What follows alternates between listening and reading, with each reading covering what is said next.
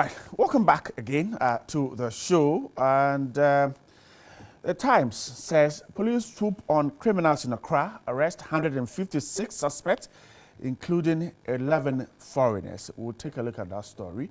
We want lift ban on small-scale mining. That's the Lands and Natural Resources Minister. That's a key story we'll take a look at. Daily Graphic says we won't neglect a Greek because of oil. President talking there. His photograph and that of the Asante on the front page of the Daily Graphic. Daily Guide A+ saga.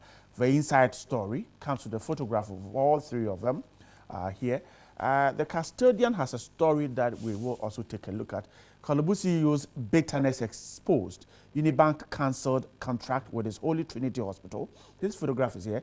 We'll take a look at that story too. It's a key one. Heritage talks about the Las Vegas shooting and says Ghanaian designer, others escaped death. His photograph is here. And Unibank full statement clarifying distortions in Korle-Bu saga also here. Daily Statesman has $2 million inflated car deal at Maslock. That's the big one on the Statesman. The Finder, cocoa price, Ghana leads Ivory Coast. We're told that Ghana is selling a ton at $1,720. Ivory Coast, $1,290. President commends Ghanaian cocoa farmers. My guest this morning, to my extreme left, member of parliament for the Lojokuku constituency, a member of the NPP, Dr. Bernardo Kubai. Good morning. Good morning. And I hope you're doing great. That's great. Thanks once again for your time. Then member of parliament for the Bongo constituency, a member of the NDC, Honorable Edward Barr. Good morning. Good morning, Brian. And good morning to all honorable members of parliament. I'm grateful for your time with us this morning. It's the freshest burger in town. Yeah. Oh, okay. I see. Immediately he landed, he started making some wild comments. Okay. All right. I'll pretend not to hear. Okay, you didn't hear that. All right. I'm grateful. Let's stay on this Korle-Bu issue. Yesterday, some clarifications were made. Stanbic is out. Korle-Bu has issued a statement. It continues. We're hoping to see an end to it. But the Custodian has a story that says that details are emerging that the initial termination of the on-site banking services contract Unibank had with Korle-Bu Teaching Hospital by the acting chief executive could be as a result of some bitterness he harbored against the bank. It is said that truth is like trying to push a cork down a bucket of water. That's the paper. Now, this is what has happened to Dr. Felix Anya, the acting chief executive of Korle-Bu, is also the managing director of Holy Trinity Hospital.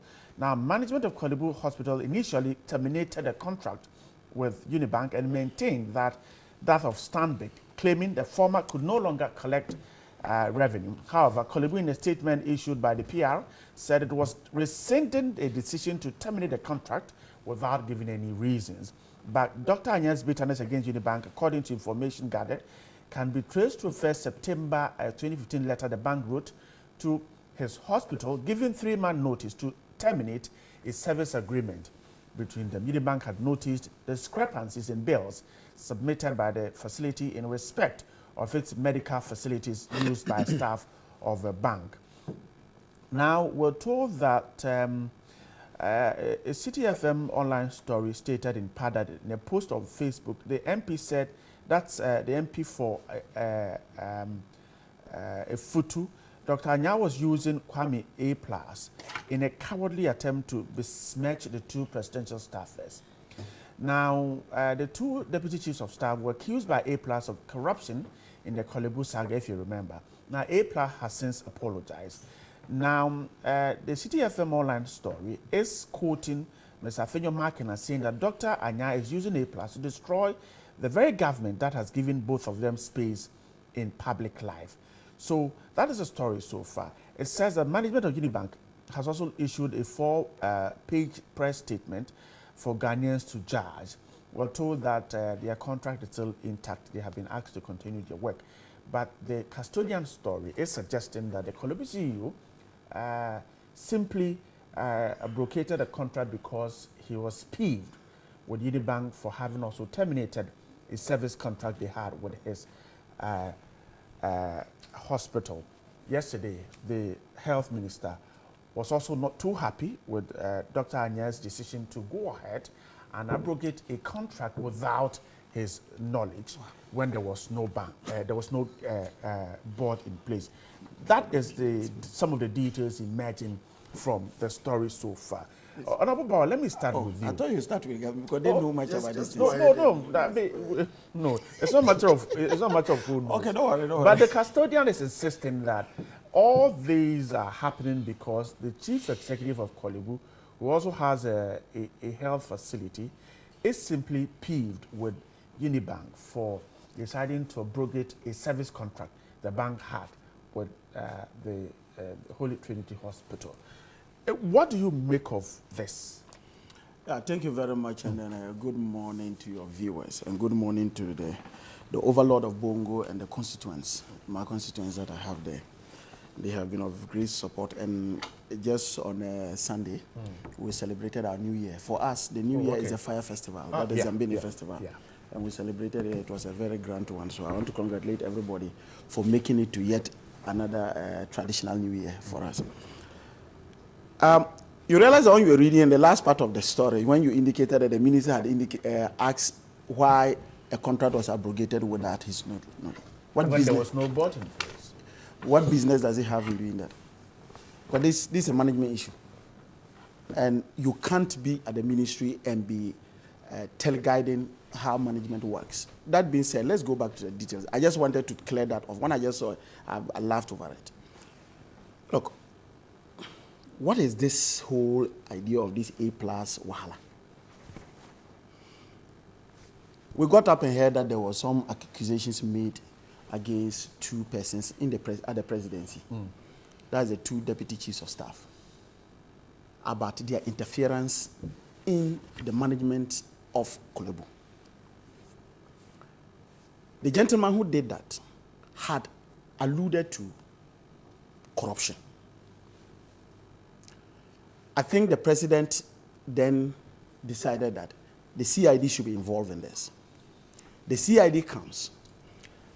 They decide to have an investigation, and then they came out with a report that indicated that the allegations of A+ was what? Baseless. Right, you remember I was here, seated here, when I told you that I do not have all the facts as we speak now, but I'm sure we'll revisit the story. The reason why I did that was because there was a previous one on the BNI and then bust, and I told you that we'll revisit the story. Then suddenly, a tape, an audio recording comes into the scene where the deputy boss for CID indicates that, look,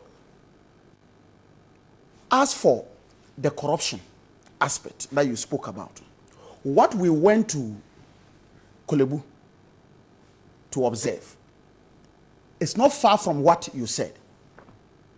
This is a deputy CID boss, national, and therefore has a very clear understanding what constitutes corruption. It is not like any other person or maybe a constable on the streets. This is a deputy head, national head for CID, who says that for the issue of corruption, what we found there and what you said, the difference is not huge. And goes on further to say that, look, he knows that His Excellency the President has good intentions for this country, but he is not going to succeed because of certain people around him. And that they need an independent person to tell him this. And she was even now going further now to indicate that, hey, if she had the opportunity, she would have wanted to be the one to tell the president what he had seen. What is it that this woman saw? What is it that the CID saw? And if that is the case, what influenced that report that was said that whatever, what's the name, A+ said was baseless? On what basis did they come to that? If you have a woman who's the deputy head saying this, that's the first part. What about she saying that the voice... I'm going to go to that thing. So I've heard people make ridiculous explanations as to the tactics or the modus operandi that the CID and, for that matter, the police use in getting some information. That sometimes they can play along to be able to get that information. When the issue came out, the woman herself also reacted to it and never voice said it was a strategy in eliciting some information from the bank. She rather indicated that it was distorted. The recording was distorted. My question then is, when you talk of distortion, you must have an original. For us to see that, okay, this is what the original was, but this is what this gentleman did.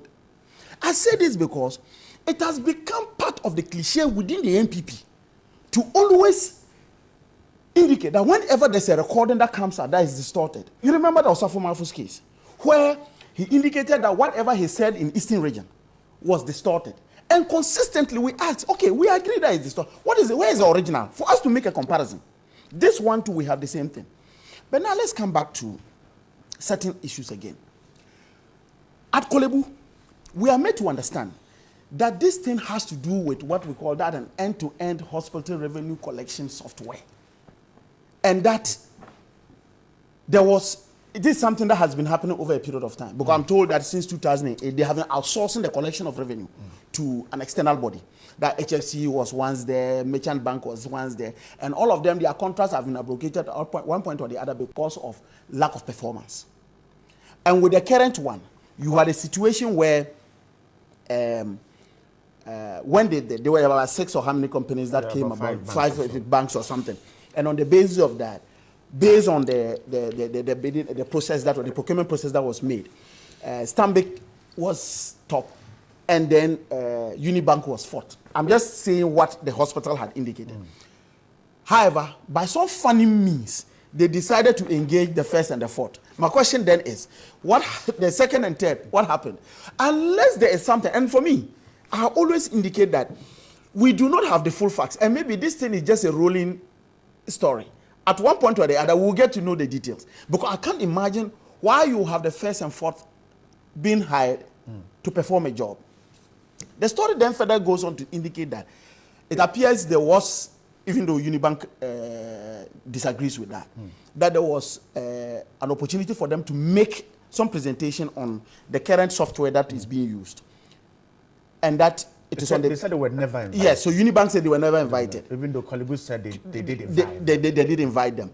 And that now, on the basis of that, if you look at what the operations of Unibank, it's not compatible with the software. And so there were delays, there were losses of what? Revenue. They denied that. They denied that. So I can't say. It is, I said, you said, Macau was what coming. It is that story that is coming on there. And so this new development that talks about a personal vendetta, as it were, from Dr. Anya because of a historical interaction that he had, his outfit as I'm talking of the hospital, his private hospital, and the bank, is what he's carried into public office. And so you see this more as a revenge, as it were. So it makes the whole place murkier, as it. But me, one thing that is key is that the understanding we got was this: one, that Unibank petitioned the office of the chief of staff. Or maybe let's say the deputy chief of staff. I don't know whether it's the office of the chief of staff. Because surprisingly, in all these things, the chief of staff, who is the head of that particular outfit, is not being mentioned. It's the deputy. Let me come here. Unibank said they did not petition the presidency nor the office of the chief of staff. Then it means that... According to them, the letter terminating their contract was also copied to the president. So when they were writing, then they also copied the presidency, but they did not. But you see that it means that there's a contradiction. There's a contradiction from the version of the deputy chief of staff and that of Unibank. That is another subject. Yes, that is yet another subject for investigation. The story also indicates that at least the vice president was also aware of it. Now, the vice president is the chairman of the police council. I'm expecting that the vice president talks on this, particularly with the performance of the police council, police. I am not, and you remember, Bright, when I came here, I indicated to you that I do not want a situation where we condemn the whole institutions. We can take individuals and deal with them. But I know that you are looking at your time, so let me take quickly another one, and that is the part I am sad about. I think about 3, 4, 5 days ago, I put something on my Facebook wall, and it had to do with the conduct of some media houses. Can you imagine this story, particularly with the police angle happening under the NDC or under John Mahama, they would have taken John Mahama and, for that matter, the NDC to the cleaners. You think the media isn't doing the same? Look, what the media is now doing is moving away from this whole saga of the presidency and whatever they are doing there, and not trying to look at. I don't have a problem in investigating what is happening, because in the words of the policewoman, Korle-Bu must work again. In the words of whatever the MPP people say, Korle-Bu must, so that must be done. But there's a critical issue about corruption allegation at the doorsteps of the president. Nobody is talking about that. Everybody is finding a way of ensuring that that should be put at the back burner. And that we should be looking at this. I think that these two things must be dealt with on the same level. And I'm sorry to say this. Some media houses. You don't need to mention anything. Yes, no, I said that's what I said. Some media houses seem to be struggling to cover up this. But I've always indicated something to my MPP friends and some of these media houses. That look, if media was the sole reason why people vote in this country, NDC wouldn't have won 4 out of 7 elections. But I'm just telling them that very soon they will be exposed by their very conduct. That is just what I just think. Okay, I'm grateful. Dr. Koboy, Korle-Bu's CEO's name pops up in this. Custodian is suggesting that he cancelled a contract because he's simply bitter. He has an issue with the bank. But should that be the situation? Yeah, let me first of all say a very good morning to your good self, to all your viewers, and also to my brothers and sisters watching from the Lejukuku constituency. Special greetings also to the office of the First Lady and to Richard, a very hard-working gentleman at the office. They are very professional when you visit them. Very, very warm in their reception. Why is there going to be a reshuffle? No. I experience a lot of offices. Sometimes the experience is not good. Those that are good, you need to commend them for others to pick from them. And we'll come to the cocoa board, right. The word cocoa. The president made some fantastic points, and I'd like to congratulate him for that. Why do you think he's going to? No, he mentioned it. He mentioned it. You know, I have my. I've arranged a few things, but let me make a few rebuttals. First of all, we have a history as a country. Because the CEO of the Korle-Bu Teaching Hospital is usually appointed by the president or from the office of the president. There's been occasions where the head, that's the CEO, they've had some disagreement about who supervises them, whether the Minister of Health is in good standing to supervise them. You see, we've had a history. And also this autonomy issue. You know, they are not like the other health institutions. Korle-Bu, Tamale Teaching Hospital, and then Kofanoche Teaching Hospital. And now Cape Coast. You know, the teaching hospitals have an act that establishes them. So they're autonomous. Yes, they have a very appreciable level of autonomy, which sometimes makes it not too clear whether the Minister of Health has the kind of leverage to, operate like the way they would do with other conventional or orthodox health institutions like Lekma Hospital, Kipi Government District, exactly. That's not to say the Minister of Health can't supervise Korle-Bu because they're a health institution. And the number one person beyond the office of the president or the president himself is the Minister of Health. He sits in cabinet to discuss health issues. But just because of the history where people try to play a turf war. Now, my brother, so there are two people in very good standing to supervise Korle-Bu. The Minister of Health, and then the office of the presidency, where the appointment or the authority came from. Now, you have a situation where Unibank has written to the management that they are not happy with the way they were treated. And then copies to the authority that brought in the new management. And the Deputy Chief of Staff, Mr. Jinapo, has mentioned that he made a call as a follow-up to what has come before them, and subsequently sat in a meeting with the Minister of Health and then the Chief of Staff. All these people have the capacity and the mandate to do the work they are doing. If in the process they abuse their office or there's evidence to show that they were prejudiced in their work, that is another matter. But in terms of capacity, it's clear. It's not challenged. So if you had an Attorney General or you had an agric minister making a call to Korle-Bu that rescind, how do you call it, stop or terminate a letter where his mandate is questionable, then you ask why he would do that. So I just want to set that one straight. Secondly, my brother mentioned a voice that the deputy CID boss said the things going on were true, like A+ and all that. I'm happy you reminded him that this woman is even questioning the authenticity of the voice. And the same woman was giving A+, assuming without admitting the voice is true, clues on how to omit and take out some things, which itself is not professional as an investigator into a matter.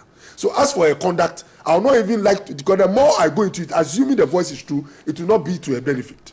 We should be careful not to hold on to it because it's going to mar a particular person. And let me put on record, MPP as a party, the Nana Addo Dankwa Akufo-Addo Bawumia government as a government has not anywhere tried to claim that the voice is doctored, so it should be what? Discredited. We all were happy with the conclusion of the CID, with the hope that all the processes leading to the conclusion were genuine and clean. That is the position.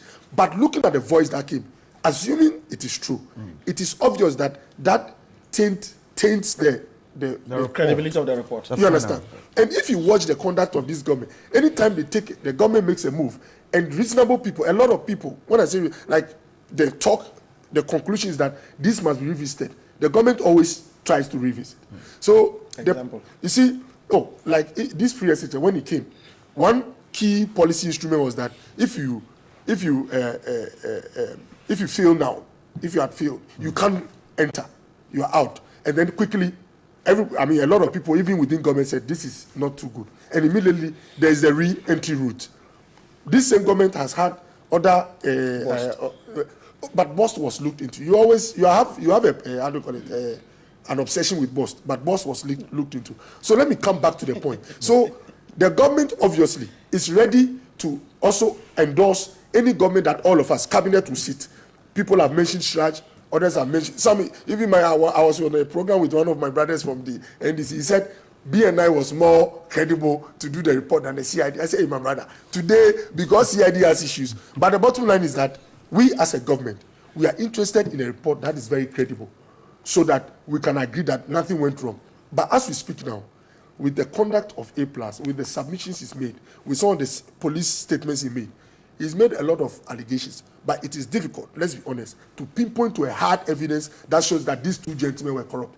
If in his interpretation, a call from the Flagstaff House, just the call, was going to sort of interfere with what he was doing with his boss, I didn't know he was working right in tandem with Dr. Nya. So obviously, any call with him. No, but we're told he's his personal assistant. Yes, from the submissions, you can see that he has some relationship with the man. If A+ sees a call from the presidency, just any call or query as corruption because they are trying to interfere with our work, that's not absolutely also correct. Why? Because they have a supervisory mandate. It is the content or the behavior in exercising that mandate that we can question whether there's an abuse of office or not. And so far, we've not had any like that. You think A+ is being used according to some commentary? Yeah, you see, what I want to say is that in a democratic dispensation, anybody, whether in or out of government, can make an allegation or a claim based on what they think or what they've observed or they've experienced. The claim is okay. But beyond the claim, for us to hold on to that thing and work with it, you must do the extra work of helping us to conclude that it is really true. And like I said, so far, it's not, A+ hasn't sucked, please. A+, I was quiet, you spoke a long time. A+ has not succeeded in convincing some of us to join him on the ship that tries to claim that the two deputies are corrupt. In fact, at the point he said they didn't take bribes, they are corrupt. Corruption is not in a vacuum. There must be an element that makes corruption now become a matter. And so far, that's what the woman did. So far, all the things he has mentioned, don't go to this woman. I made you understand. Even the host cleverly told you that don't go there. We should go away. Let me make. Now let me make this clear distinction. People are trying to mix issues at Korle-Bu with the allegations made by A+. Like I said, until now, for now, he's not be able to give any hard evidence. And just like I would say for any of us, including Bauer, the two remain innocent until we've gotten to the level where we have credible evidence. You know what? People are mixing the two. Issues at Korle-Bu, management practice, whether they are doing the right thing and someone is trying to stop them, or they are doing the wrong thing and someone is trying to supervise them. We've not really, for now, had an independent body which has done a performance audit or a value for money audit to tell us that it should have gone to Stanbic or Unibank. We don't have that now. Let me bring in, because you have just raised it, the abrogation of the contract. Yeah. Do you think Dr. Anya erred? Yeah, that's what I'm coming to. You see, for now, it is reports from the media. What the Korle-Bu management tells you that we are doing the right thing. The ministry tells you, I stopped him, like the minister said. The only way we can, you see, when you run with people's commentary, everybody will present a case such that theirs is true. You understand? Right. So the best thing, like they did in the election case, the Supreme Court, they got Pricewater, I don't know whether I stand to be corrected, to do an audit of all the documents so that the judges can work with a document which is not biased or prejudiced. The same with this. We started with A+'s allegation in trying to establish whether it was true or not. And then we ended up getting into issues with Korle-Bu. If now we want to know whether Stanbic should have it or Unibank should have it, we have to do an audit. Because now Anya tells us that Unibank, they fail to, perform like they want. But the previous management were okay. So is it that Anya is prejudiced? And please, let's put this on record. Should he not have consulted his employees before? Correct. That's why I said you can do an audit. It's possible that, sometimes in the absence of, you can't say that for every step Dr. Anya takes. He has to, call Flagstaff as Ministry of Health. But for some very keyed steps, like abrogating a contract with the bank that is handling all your payment services, I think it's proper to have some consultation. Okay. I don't want to judge him, but it is unfortunate if he thinks that once he's appointed, nobody supervises. That cannot be true. Forgive me, but let me land with this. The management of Korle-Bu, we all wish them well. The appointing authority, the president, office of the presidency, want him to succeed. Once they start asking about a matter or a conduct, it is only proper for him also to avail themselves so that together we can see how Korle-Bu can establish itself as the #1 facility in the country. I'm grateful. Ghanaian Times says government won't lift ban on small-scale mining. I thought he had opportunity of rebutting. He had the opportunity of rebutting. I think it's an issue that we will. It's certainly not going to be. Okay, don't worry. Now, government is to extend the period for the ban placed on all forms of small-scale mining, so as to ensure that the menace is totally dealt with. And Mr. Peter Amnewu is suggesting that he has done only 15% of the work, and he's suggesting that that can't be good work, and so he's planning to put before cabinet and call for an extension of the ban in order to clean up the mess before allowing mining to begin. So we are yet to clean up the mess with small-scale mining, so want to continue the ban. Small-scale mining, and I always want us to distinguish that from Galamsey, because my understanding of Galamsey is illegal mining. Right. Small-scale mining is not illegal. That's the first thing we need to do. From the report I have also read, the minister claims that so far, in terms of performance, they have just achieved about 15%. Yeah, that's what he said. About 15% of. And if I let me remind you that he said both illegal and small-scale mining. That's it. Yes. He's adding. Good. I have indicated many times that the activities of illegal mining, and I use the word illegal for a reason, because small-scale mining will definitely tell you, if you are licensed, will tell you where you should mine, how you should do it, and how you should reclaim the land. So if it is illegal, it means that the person cannot be a properly licensed small-scale miner. So the activities of illegal miners and their collaborators is something we must stop because of the danger it has for our environment, the danger it has for our water bodies. It's something we must stop. And so the action of the ministry, and for that matter, and by extension, the government, is something that is welcomed. But I have always had this particular challenge. And I say this because of most of these guys who are involved in small-scale mining. You realize that these guys were licensed. On the basis of that license, they may have gone for capital from financial institutions, sometimes at very high exorbitant rates. They have plowed this into the business, into what they call it, into the mining activity. Right. But because of government decision to wholesale ban small-scale mining, it means that their capital is locked up in this business. Meanwhile, the financial institution will continuously expect them to service those loans. So gradually, what is happening is that these small-scale miners are being killed. Literally, let me put it that way. If you look at the other way around, those who are into large-scale mining, for example, the Newmont, you have Anglo Gold and what have you. These are people who are continuously doing this work. They still mine. But I've always been an advocate for local content. If you look at the activities of the mining sector, it is a bit akin to that of the oil sector. Because of the huge financial outlay, most Ghanaians cannot take part in the very large-scale mining. The only place they can take part is the small-scale mining. And that is the only part that we have value being retained in Ghana. Because Newmont, Anglo Gold will still take their money away. You understand? But this is where the value stays in Ghana. So, yes, if the government had a whole strategy and saying that, look, initially, because of the confusion between small-scale miners and Galamsey, because the common denominator in these two activities are Ghanaians. Right. Even though you have Chinese now doing those things. But the common denominator is that. Let's first put a hold on this thing and streamline this thing properly and make sure that if people are going into small-scale mining, they do it properly and in a sustainable manner.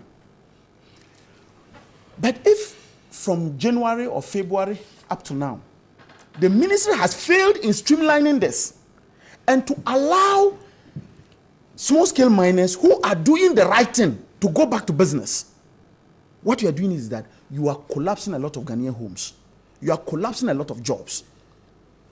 Two, and that is the part that I am worried about. The minister in his own statement indicates that all contracts that were signed in December of 2016 should be considered not to have been valid because they were done in 2016 December. And so what? Within that period, was it possible that people could get contract? Licenses? Yes. The authorizing signatures that were put on those licenses, were they valid? Yes. Why do you single out just 2016 December as a basis for the fact that because those licenses were issued in December, it means that it's not valid? What is the difference between that one and somebody who was given a license on the 7th of January 2009 or 7th of January 2013? So the moment you do that, then you politicize the whole show. And you will not be getting bipartisan support in this. Because then it confirms our worst fears. And this is what, if you talk to the people, they tell you, you know what they are doing. If you go to the mining sites and you talk to some of these guys, you know most of them to also, for example, they come from the north to come and work in the mining site. They tell you that, look, that honorable, the strategy is that, and this is what they are saying among themselves, that look, we will close all of you down. But later on, we will look for our own people. Since they contributed towards our campaign, look for our own people to go back and mine. These are private individuals. Yes, these are private individuals. But see, what these people tell me, what my constituents tell me, is confirmed by the behavior of the minister and the utterance of the minister when he indicates that in those licenses that were issued in December of 2016 should be considered not to be valid. That is the point I'm making. So you then make me believe what my constituent is telling me when I go to a mining listen to talk to my constituents. You give me that reason to believe. So I think that the approach of the minister, one, should not attract partisanship in this. That's the first thing. Secondly, the ministry must rise up quickly to ensure that they streamline the activities of the small-scale miners and give them the opportunity to go back and work because of the loans they have taken. And last but not the least, 15% after all this noise. That's just about 8 months. 8 months. Yes. Do you know the resources we have pumped into this? Just even look at just the military and the combined force of the military and the police that we have pumped there. 15%. Unfortunately, we did not give. We were not giving any performance targets, so we are not able to hold them to it. He graded himself. Yeah, he graded himself. Yeah. You see, so if we knew that, if he had indicated at the beginning of the operations that look, these are my deliverables, then we could hold him to that. But you don't tell us what the marking scheme is. Then suddenly you come and tell us that it's 15%. How do I know whether you performed below or above? All right, I'm grateful. So that's Dr. Korle-Bu, in Kumasi, the small-scale miners are at government. They're insisting that allow us to because we're losing our investment. Government said we're extending. You know, there is a Gambian proverb. It says that when the cat is determined to be dead, the mice don't only run around, they actually dance around. See, the past few years, some people who entered the mining industry, especially the medium to small scale, obviously tested the field and realized that, excuse me, the cat was not only asleep, the cat was dead, meaning the supervisor had gone to sleep. Look, I talked to a gentleman in my constituency. He has these machines, that the excavators. He himself confessed that they were making money, but at a point they knew very well that they were harming this country. They were harming themselves. They were moving into cocoa farms.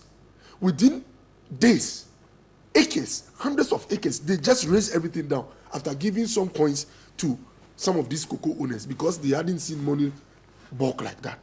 And they were doing everything. They were scattering. When they finished, they were not covering. They moved to the next town. So he said, look, this field became so lucrative, but we knew that one day, obviously, something had to be done. So the action by the ministry to try to sort of put a freeze on the sector to see how we can properly regulate and check behavior, it is appropriate. And Ghana Water Company Limited, they are the first corporate institution that has come out to tell us of the tremendous benefit they've had because of this action. At the point they closed some of their machines down. And that's why you have to start doing cost-benefit analysis. If people have invested $50 million and it appears to be in danger, what about maybe the $200 million or billions that we have invested as a country when it comes to processing water? So, obviously, I don't believe anybody's out there to try to bring down economic activity by bringing a freeze on legitimate work.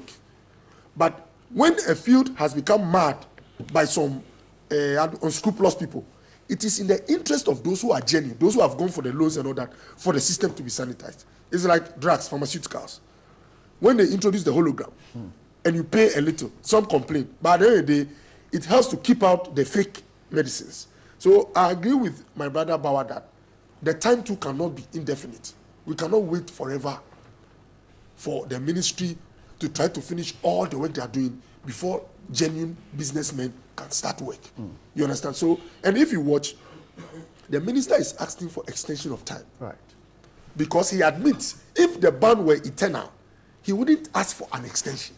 It means he was given some time to finish the work he was doing, but he's come to admit that there's a lot of work left to be done. So as we try to look at extension, we should also raise the issue of some limitedness. It should not be forever, which I agree. But my brother, there is a difference between medium-scale mining and small-scale mining. What happened over the few years is that those who were given a license to do, not all, but this is what became the practice. I'm a small-scale miner. I do some 1 acre. And then I get 1 or 2 friends, I'll not mention a country, but from other countries who tell me, look, I can bring you only 2 machines. And your output, instead of a gram of gold, you can get 1 kilogram. So immediately those machines come to me. I've moved from small scale to medium scale. And the environmental impact becomes huge. So you realize that that's why you see foreigners on the field, and they tell you their partners are local. So all I'm saying is that the field became very murky. People were doing what they liked. We are all happy that the ministry is trying to firm up things to be very judicious and efficient. But we also will beg them so that they try to finish their work as soon as possible, so that those who are legitimate small-scale miners will not be in the dark forever. One other thing I want to add is that, quickly, my brother, just a few weeks ago, I was doing some small research. Switzerland made a comment that in Ghana alone, they've had billions of gold brought from the Ghana, our jurisdiction, into their country. I think it's over $3 billion or so. But when you look at our records in terms of revenue as a country and in terms of tax receipts, there's nothing to show that $2 billion worth of gold has come out of this country over the past few years. Because most of these foreign partners come in to join small scale and are doing things in a manner which is not official. Illegal. The export of the gold too is not normally through the traditional route.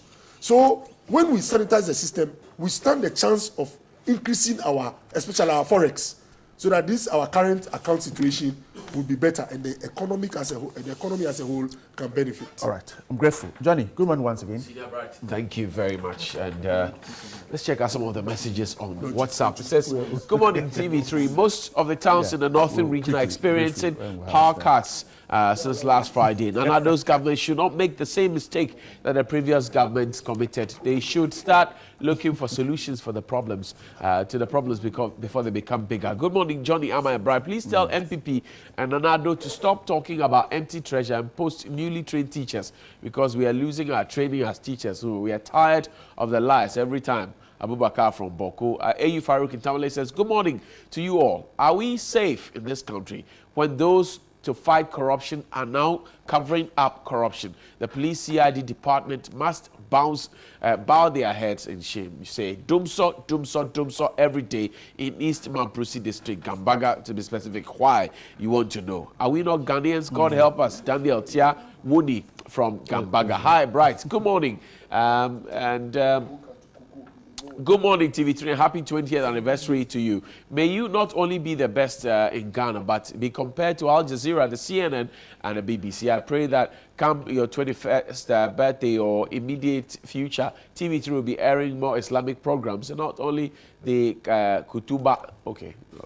Again, I'm pleading with you to make the A+ and the Chiefs of Staffs matter die without we knowing the route. We of US and Ghanaians have a keen interest in the matter. Thank you, Abbas Aruna in Kumel. Good morning, TV3. Can't stop watching NewDay. Gives me credible current news better than Yanum. Please tell Amma she's one of the reasons I watch the show. Thank you very much.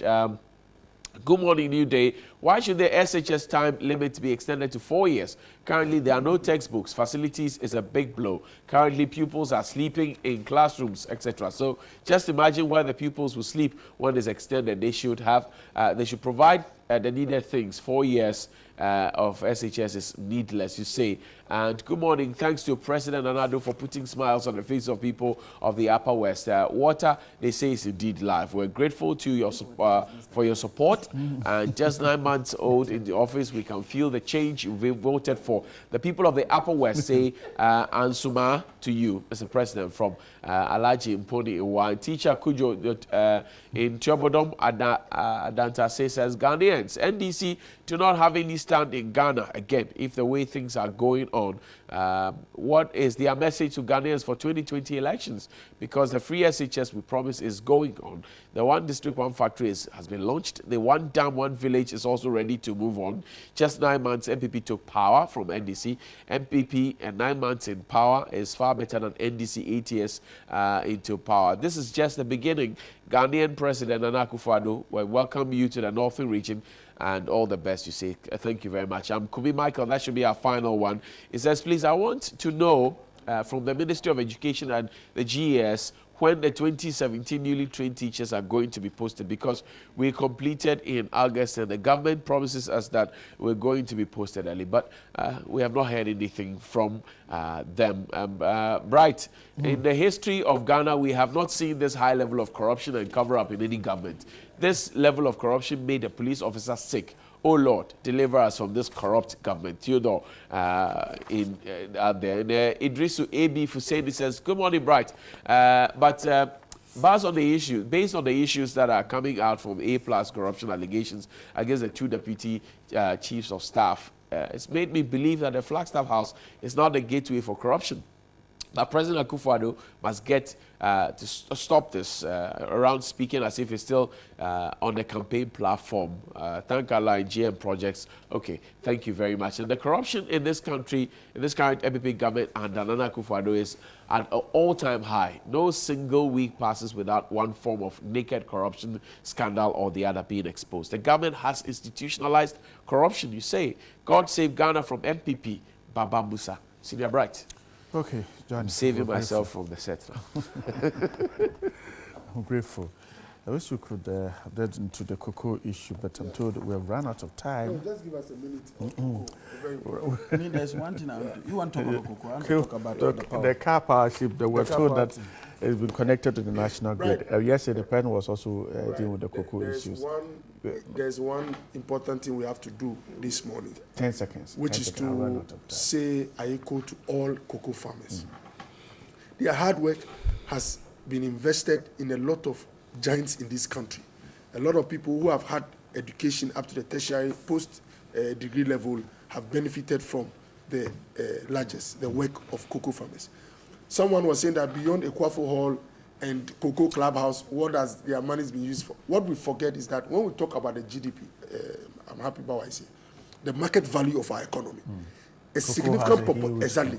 Just that alone gives you a lot of weight when you go into negotiations to get money or to make deals for this country.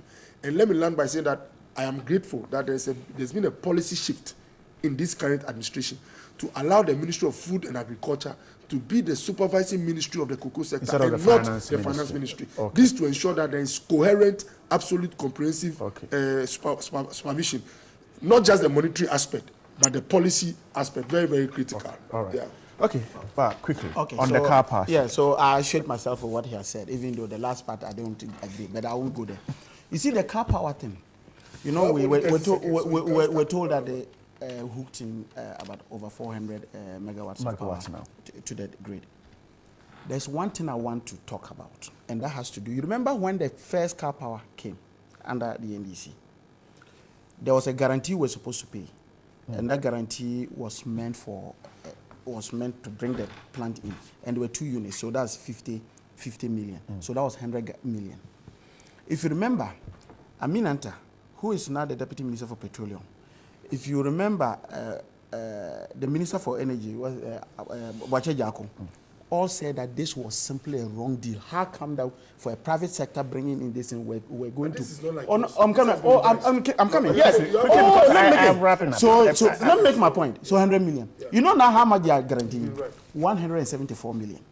From the 100 million? From the 100 million for this current one. Your allegation. I know. I am a member of the committee, and I know that we approved. Right. Yes. Right. Okay. You know one thing. So we'll get 174 million. 100 million to bring the plant in, and 74 million this for is what the energy ministry has approved. Yes. And it is being guaranteed by GMPC. Okay. From 100 million to 107. It's not. We'll get our people. It's not. It's not. I am a member of the Mines and Energy. So we'll get our people, energy people, to speak to you about it. When you look at I'm grateful. From 100 to 174. I'm grateful. Meanwhile, they were criticizing gentlemen, 100 million. I'm grateful. Dr. Okobo is member of parliament for the Leju constituency. Honorable Edward Barr, member of parliament for the Bungu constituency. We're grateful you sent your comment there. Let's turn our attention to Free Senior High School and the computer placement selection system. Article 38 of the 1992 Constitution stipulates that basic education should be free under the Free Compulsory Universal Basic Education. The main objective was to expand access to good quality basic education, promote efficient teaching and learning, and ensure adequate and timely supply of teaching and learning materials to schools. It was introduced in 1995 with a promise of providing universal education by 2005. Statistics available at the Ministry of Education shows that over 1,000 students drop out of senior high school in Ghana each year because their parents cannot afford senior high school education. President Akufo-Addo, in the run-up to the 2016 general elections, promised to make senior high school education free to increase enrollment at the senior high level. The policy was rolled out in September after its launch at the West Africa Senior High School at Adenta in Accra.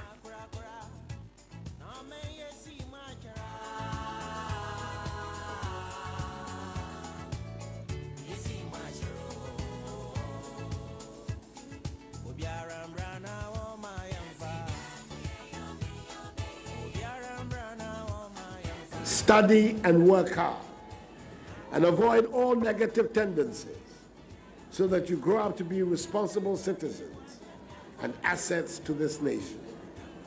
Seize the opportunity of having the good fortune to be admitted into this good school as pioneers of this exciting new venture in our national life. The days of promising students being left on the streets because of poverty are over. The days of parents at their wits' end to scramble to find admission fees are over. The days of young students being driven from class to go home for fees are over. That, ladies and gentlemen, is the dream of the father of this nation. The president has ensured that it's not only the his free SHS that he is concerned about. Capitation grant that has been in chronic arrears will be paid up to date. Even for the first term of this academic year is ready. Students enrolled to the various senior high schools.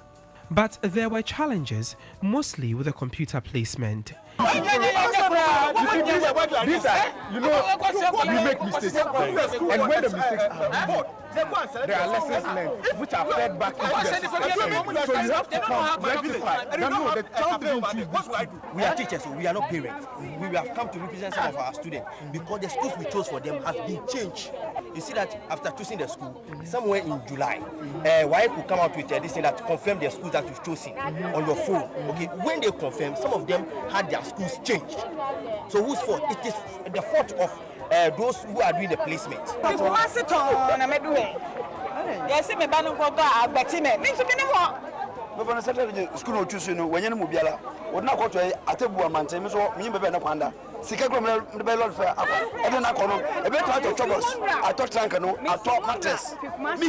In 2005, the then Ministry of Education, Youth and Sports and the GES introduced the computerized school selection and placement system as a way of replacing the manual way of selection and placement of students in senior secondary schools. But the system is fraught with challenges, leading to frustrations by parents, heads of schools and qualified applicants. I took nanosec as first choice, second choice also in the north, Upper West, or first to fourth choice, all in Upper West. And when I printed the placement form, all the schools here are in the south. Achimota as first choice, Holy Trinity as senior high as second choice, St. Francis Senior High Tech as third choice, and Inchima Senior High as fourth choice. So all the schools that we chose, none appeared here. If they are insisting on that, it means that the child cannot even go to school because this is even a day school. And we are not here. I am in Eastern Region. My girl had 06. She chose 4 schools and none was given to her. She was placed where she never even had any idea on. And also it's a day school. We don't live around. So what do you expect me to do? How can 06 even be... Come on. 424,092 students qualified to be placed in the various senior high schools as well as technical, vocational and training institutions to constitute the first batch of students to benefit from the policy. While some public senior high schools are faced with the challenge of providing space for fresh students, private senior high schools are struggling to get students to occupy the classrooms. This is Nsanya Senior High School here at Kaswa in the Central Region. A year ago by now, over 150 fresh students were already on admission, but the same story cannot be told this year. Here, Academic work for fresh students was expected to commence on September 25. However, as at Wednesday, September 20, only 18 students had successfully gone through admission. By the next 2 years, if the system doesn't change, I'm sorry, this school has to shut its doors. Those who teach first years are virtually free. And the most unfortunate thing for us and for me as a headmaster is that every worker at Insania is a full-time worker. And you can't simply stand up and say, oh, I don't have students, I'm making you go. The free senior high school policy ties in with the Sustainable Development Goal 4, Target 1, which states that by 2030, all boys and girls complete free, equitable and quality primary and secondary education, leading to relevant and effective learning outcomes. However, the policy seemed to have disadvantaged private senior high schools. At His Majesty Senior High School in Dansoman here in Accra, only 11 fresh students had been admitted. In a private school, it is the numbers that helps us to get infrastructure and then the environment that is conducive for teaching and learning. Around this time, we should be expecting close to 100 students, between 50, 60 to 100 students. But currently we are below 20 students. Samuel Senior High School in Cape Coast and Hope College in Gomwa-Fete in the Central Region, as well as Sunrise Christian High School and William Academy, both in the Volta region, have similar challenges.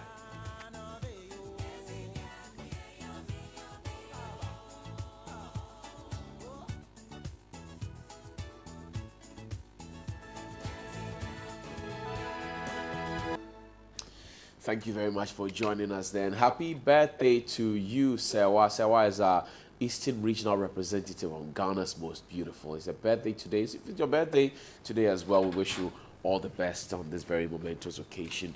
Mr. Danso Minkra Andrew is the president of the Ghana Independent Broadcasters Association. He's joined us in the studio. I'm sure you have heard in the news that the National Communications Authority has sanctioned 131 media houses, radio stations. I'm told the TV stations will follow. But Giba has a few qualms about the directive from the NCA. Chief, good morning. Good morning. How are you doing? Not bad. Very well, sir. So this sanctioning by the NCA, Giba has made a few statements here and there. Did you see it coming? Well, fortunately, yes, we had the Minister for Communication on the day that she inaugurated the board of the NCA make a statement to that effect. Then before then, the NCA also put out some information about an audit they were carrying out. So Giba made a move to find out, especially when the numbers started rolling out. Okay. So we made a move to the NCA to find out those members of GIBA who were affected or could be affected. So the NCA wrote back to us and they said they hadn't finished with it and that at a point in time they would get back to us. Okay. Then the next thing we heard was about the revocation and the sanctions and the penalties. So we felt that was a bit too sudden. Did you consider that as a breach of your confidence because you had contacted them, you wanted to know what their next move would be? Did you consider a breach of confidence? We think that we have a relationship, and so we don't see it yet as such. But what we are looking at is for the relationship to continue. Right. And so we are making overtures towards the NCA to keep that relationship and to keep their doors open for us to engage in the discussion. Your Vice President, Ernest Boateng, has said that this decision by the NCA is harsh, it is rushed, and is laughable. I'm worried because if we're trying to maintain the relationship and he makes such a statement, I don't know why he made that statement, won't it injure the conversation you intend to have with the NCA? Really speaking, it is not Ernest Boateng, it is the position of GIBA. Right. And when something is rush, it's rush. When you are fast, you are fast. Okay. We have a relationship, yes, and we want to maintain the relationship. But we think that if we had taken our time at certain points in certain situations. Some of the people or some of the action which has been taken currently would have been done better. So one, we believe there's been some kind of rush. Number two, it's harsh. Right. Because if somebody owes you so much and the person is not able to settle that amount of money and a penalty, multiples of penalty is added to it, and you are asking the person to settle that amount plus the penalty within the shortest time, much shorter than he even incurred. Okay. That is harsh. So that is what we believe. And we also believe that within the same ambit of the law that gives NCA the right to do what they have done, lies another avenue to get the people to do what they are supposed to do. And so when you explore the two, there is a fine line which will make sure that there is an amicable solution. What do you say to the school of thought that, well, we've been calling for the laws to work. Now the NCA is putting the law to work, and there seems to be an uproar from GIBA and other key stakeholders. What do you say to that? The law is not a word. The law is not a paragraph. The law is a chain of activities that must be done. Right. When some aspect of it has been applied, and we believe that there is also another aspect of it that can be applied, why not? How about you acquire a license? There are conditions to the license. Some of these sanctions date back as 13 years, 10 years, and all of that. You think that the NTA didn't do a good job by policing the very spectrum that they audited, following which these sanctions were pushed out? We haven't arrived there yet. At the moment, we are looking at all the situations that had occurred, that necessitated this. We are thinking that when we have discussed it, we'll be able to come out. We found some things that the NCA probably could have done, and we want to draw the attention to it. We found some For example, what? We want to engage the NCA first. We want to put it out to them. Right. It will not be right for us to say we want to talk to you and then we are in the public place and we are shouting it all over the place before they get to know. So we want to engage them. The NCA says this is in their bid to sanitize the media environment, the spectrum. Do you agree? We will encourage them to sanitize the media environment. We would encourage them to explore avenues of doing it in such a way that it doesn't hurt people's investment, it doesn't destroy people's hope, it does not erode the confidence people have in doing business in Ghana. Okay, I see. Interesting though that, for example, if you have a license and you want to transfer it to me, the NCA must be involved. They must know who is transferring what to who and for what purpose. Most of these licenses have been transferred to new owners. The NCA was supposed to have sat at those tables where the negotiations were held. You think that the NCA didn't do a good job too? Because the sanctions seem to be heaped at the media organizations. But does the NCA had an obligation, or did they have an obligation that they failed to do? Unfortunately, I'll not be able to tell how many of those licenses have been transferred because even if it's one, yes. So that is it. So we again at the point where we are categorizing the situation, what has gone on, whatever. I'm sure you've seen the list. Yes, but and you are able to tell that this is it. No, you can't tell from the list. You can tell what sanction has been given. You can tell the NCA. But GIBA cannot tell if the ownership of a certain frequency has changed. So we are saying that we are now categorizing all the infractions that NCA says had gone on. Okay. We are putting them under categories.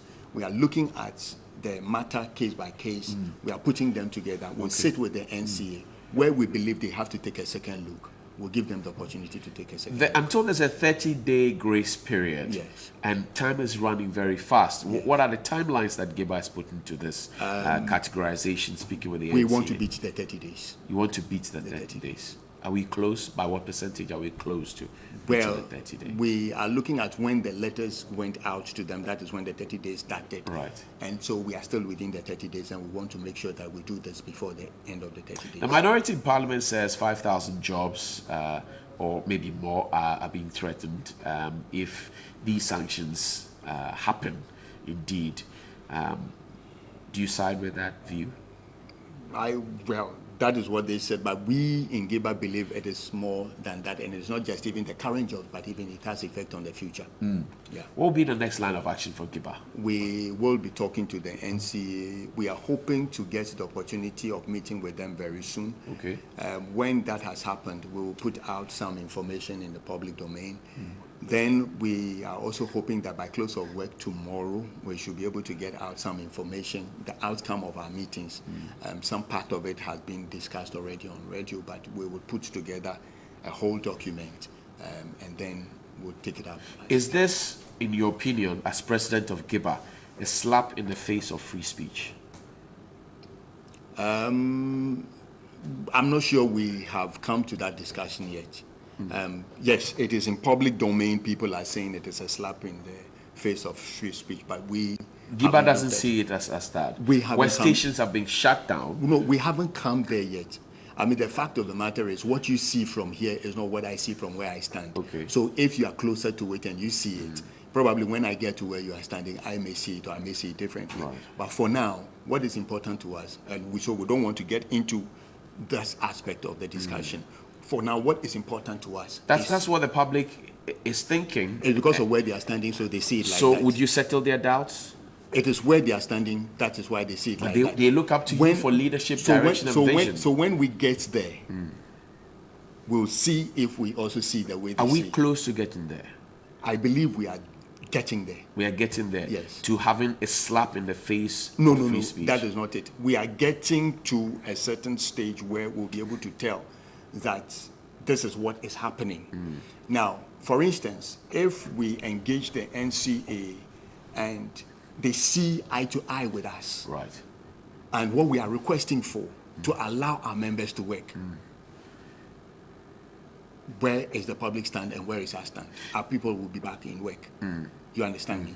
So the issue is we are taking it stage by stage. By stage. Yes, and then we are going in a certain direction. We might not end up going in that direction. But then again, the interesting thing is this. This is also good for our democracy. Okay. Because at the end of the day, it gives us the opportunity to exercise what we have always held on. Okay. Some cultures have been developed, some cultures have been built, a way of doing things had gone on. Okay. It gives us the opportunity to question these things and to look at them again. Interesting. Let's end on a note of law. The Constitution, the 1992 Constitution, grants free speech, and everybody could make it. But if you look at the Section 13 of the Electronics Communications Act 775 2009, it says you must get a license. The questions have been raised, for example, and Dr. Rekrupobi has raised that in the past, that you don't even need a license to start broadcasting. What do you think about it? If we were talking about what Gilbert discussed some, let's say a year back, or a year or two back with the National Communication, sorry, not with the National Communication, but the National Media Commission, right? Then probably I'll be able to comment on this. Right. But for now, what we are concerning ourselves with is the NCA talking about, there is an issue there which the public would want to discuss in the public sphere. Okay. We probably may join them to discuss it. But for now, Gaber's position is not to go into that. It's not to go into that. Exactly. I said that's the final one, but I'm wrapping up, Harriet. So let me ask you this. How about the stations who say that, well, the NCA can keep its license? They will go onto Facebook and YouTube and begin broadcasting because they have been able to mass up their numbers on those social media platforms. What would you say to them? Depending, I think the end. Well, I don't want to again go into. No, but that's the reality on the ground. I mean, some have said that. Some of your members have said that. No, well, fine. So what do you say to them? Yes, but the fact of the matter is, you need to find out where the NCA can regulate. if they will regulate there and you get into that area and the But regulation. I'm asking this because you are trying to forge a decision with the, agree with the NCA. Yes. And some of your members, the same people you're representing, say, well, we don't care about the NCA. We'll go onto Facebook and social media because we have the numbers. We can broadcast them from there. What do you say to them, I Mr. would not want President? to talk about those who will fall outside Giba. I want to talk about those who are within Giba. And as much as possible, we have written our letters to our members. Okay. We are saying that let us keep our front. Okay. That's number one. Okay. Remain calm. Have confidence in the leadership to resolve this matter. If after resolving the matter, you still want to do something extra to what you are doing already, fine, that is your right. I thank you very much. President of the Ghana Independent Broadcasters Association, Danso Ahinkra Andrew, has joined us here. Happy birthday to you, Sewa, our Eastern Regional Representative on Ghana's Most Beautiful. And if it's your birthday today, enjoy your birthday as well. We'll return with a very special one on Feli Luna. Stay with us here on NewDay. We'll be right back. Welcome back. I'm sure you're enjoying that music, but to cut it short, because I have the real person, real deal here in studio. Of course, I'm talking to what people don't know. Her full name is Felicia Nuna Akosua-Tewia, so I just feel the beans there. Well, welcome to set, Feli Nuna. Thank you so much, Dr. You're doing Chima. very well. Thank you. Congratulations. Thank you. But very recently much. you were in China. Tell me how that felt. It felt good. It was a learning experience. I've never been to China before. The journey was tiring though, but it was fulfilling. I went for the second Asia Africa Youth Festival, and it was great. Did you have the chance to meet some Ghanaians there? Oh, I actually went with a Ghanaian delegation, so it wasn't just me. I went with 2 guys from the Ministry of Foreign Affairs. Let me see, someone from the Ghanaian Times, someone from the Parliament of Ghana. I mean, it was But the good Ghanaian people. community there were also welcoming of you. I didn't meet anybody from the Ghanaian community though. There were just a lot of Chinese people. But they enjoyed your music But yes, anyway. yes. And I met people from other African countries. There were people from Zimbabwe, Uganda, Liberia. Yeah, it So was on a your big screen family. you can see Feli Nuna in China there. Yes, yes. rocking the Ghana flag and all that. Yes, doing your yes. thing. It was great. It was a great experience. Nice. Yeah. But tell me also about, you have a high school tour coming up. What exactly is the focus of that tour? So, in light of my song Girl Away, we are promoting the Keep It Till He Ring It hashtag. That's keep your precious cookie till he ring it. And we are going to all the 5 selected schools from each region in this country, and we'll be going there every weekend starting from this Saturday.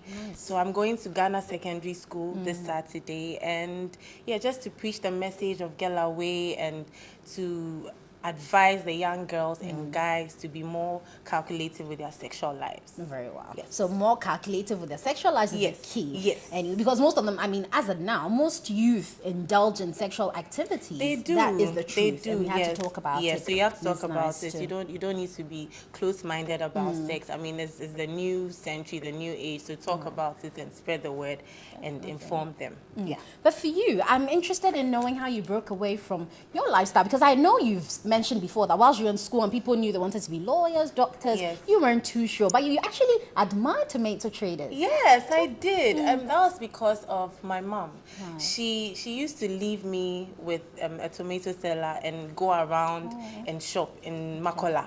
So in seeing her, how she used to interact with her customers, how she was so hardworking, she comes about around 5 a.m.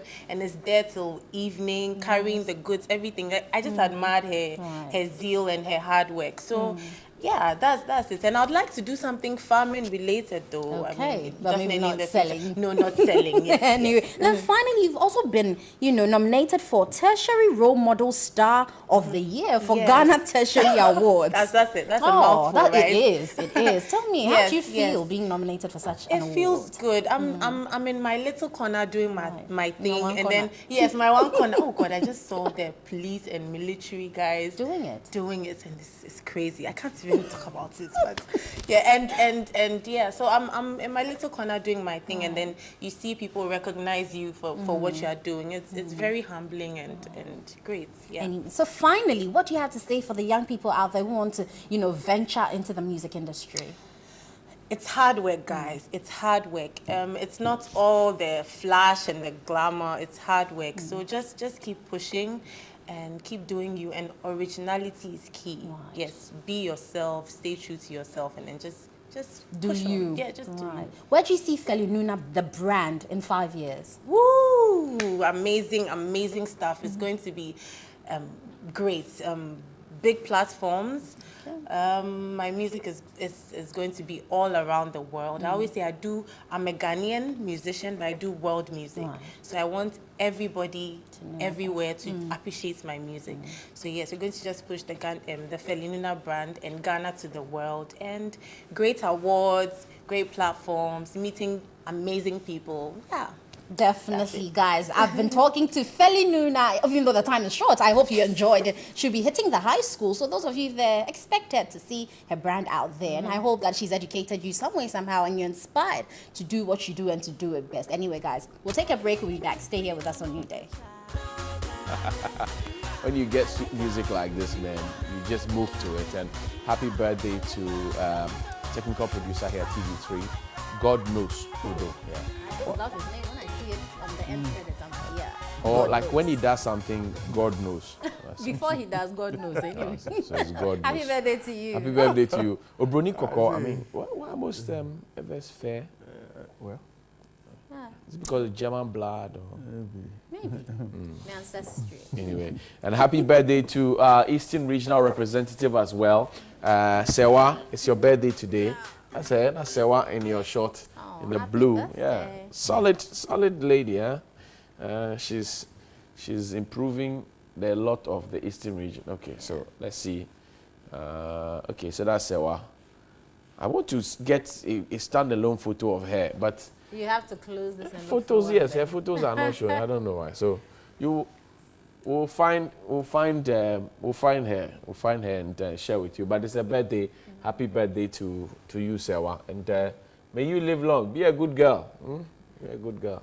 But still, the traffic light, I have a problem. I don't know if no one seems to notice it's a problem. The traffic light at Silver Star Towers, it turns red for pedestrians and cars, and it turns green for both pedestrians and cars.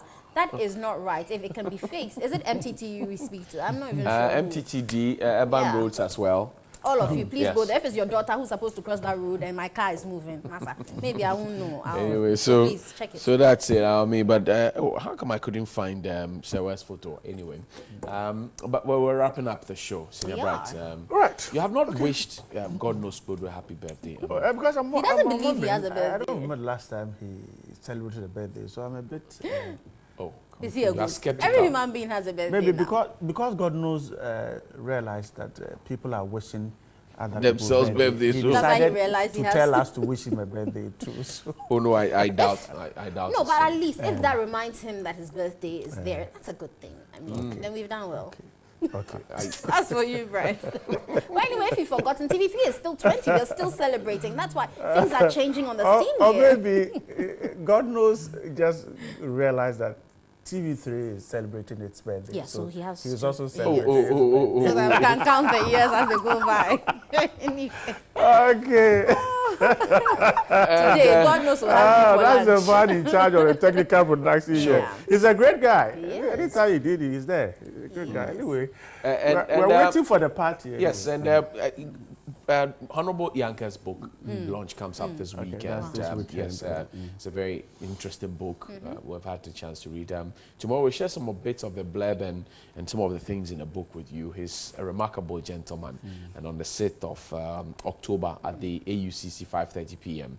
we would have a special launch for Honorable Kojo Yanka's book. And you can't miss it for anything, for all the tea in China. You can't miss it. Interesting. All the tea is why are you looking at the artwork like that? Well, yeah, but it's been a while since we saw Stone Boy issue. For me, look, this is it.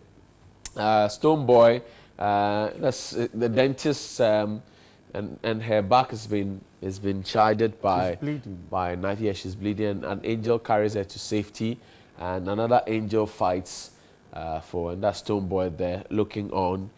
He came to perform. It's a rather unfortunate incident. I've had my own set of troubles with this family, that family.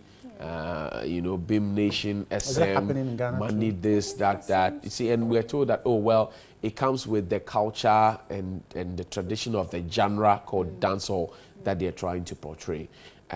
Even though we may not be too quick to conclude that this was done by somebody from an opposing camp. Crime is crime. But when you create the avenue for people to commit crime, they will commit crime. So if you give the people the impression that, well, you are sharp rivals, there's a bit of acrimony and enmity, feud and all of that, people will take advantage of it and do things. And this is what I've been talking about. We started it, the media encouraged it, entertainment platforms say it is good for the industry, blah, blah, blah. Violence does not sell. It is content that sells. Violence, it does not sell. Content sells. So if you belong to whichever faction, I mean, why should music become rowdy? The person who is going to entertain you, you now hurt his wife. And how does he go about it? In the meantime, Shatawale and Stoneboy were on the same stage performing. But I thought the rivalry that we see is just supposed to push all of them to come out with their best. That's what we hope. For me, that's what we think. So it is not a rivalry to show who can kill best or who can cause injury better. So I think that rivalry is good. It only breeds competition and we get the best. But to get to this, I think that if the police has not picked anyone yet, then they should be able to tell us something. But I don't want to link this to camps or factions or whatever. I think that a crime has been committed and the police should come in. I mean, we want to see a healthy music industry. Everyone talking about my hit, your hit, the other hit and stuff like that, but not to see people being cut when they're performing and all of that. I mean, it's not. I'm not too excited about what is happening in the United States, where at a concert where people are going to have fun, and then there are gunshots and people are killed with 50. And it doesn't allow people to open up to society. So I think we need to... But you see, right, also security at our event venues. Everybody is labeled and tagged as a VIP and then they get in there. If you look at the stage, the show that they had, the stage was crowded with supposed fans of Stoneboy, fans of Shatawale, and they were right there on the stage, some even coming to interrupt the dance and their performance at some point. Security is crucial. Johnny, you know, we're talking about the security in these rowdy situations, but seemingly nothing has been done about it. And for me, what it goes to support is the fact that we encourage it. Because if we stopped attending these shows because of your security, then people will stop performing. See, the point is that you will not attend, but there are plenty of people who would just attend for the fun of it. So they should ensure that security there is tight, before otherwise you leave. Yes, I mean, because you can't, security is important. Anyway, so this is where we leave it for you. We'll be back again on Wednesday, tomorrow, 6 a.m. You wanted me to say on tomorrow. We'll be back tomorrow.